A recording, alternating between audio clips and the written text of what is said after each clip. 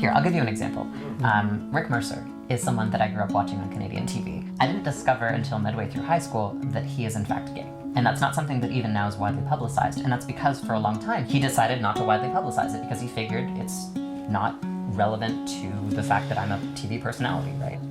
He heard a testimonial from some kids in high school who basically told him, look, I don't know a single gay Canadian icon. I don't know one. I don't know of a single famous gay Canadian at all. And he realized that he had the power and the ability to step into that role, not because it was relevant to his job, but because just existing as a regular person in his job, but also, hey, by the way, I'm gay, was a really big deal. And it was a big deal to me as an individual. I didn't know any famous gay Canadian icons either. I didn't know any queer Canadians who were famous or remotely on the national stage. He was the first one, and that was such a big deal for me. And I feel like we're not quite there with poly yet, but eventually we're gonna have to hit that cultural tipping point where we recognize, no, actually, it's important to have people who are in stable positions, who will not be fired for being poly, whose lives will not be impacted deeply, like who are able to continue to be functional, but who are also just able to stand up and say, hey, I'm poly, I'm representing poly, and that's one facet of who I am, and that's okay. I don't think we're there yet.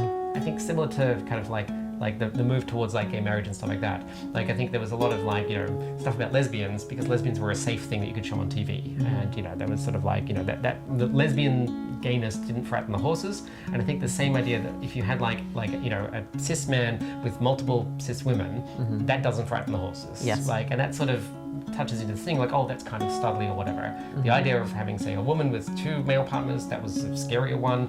When you got into queerness and transness, it was all bizarre, but like, you know, so you sort of, I started to see these like initial steps into acceptance for some aspects, but not others. And so that's of course how these movements always go. And it's now kind of thing where people will put on their dating apps, you know, I don't want anyone polyamorous. And when the first time I saw that one, I was like, oh, we've made it. Yes. Like, we have made it because we are being noticed and being explicitly rejected, rather than I was on dating apps for years and I would have to explain in detail what polyamory was to people. And they would usually say like, well, I've never heard of that, but I'll give it a try. And then there came a point where that didn't work anymore because people say, no, I've heard of it and I don't like it.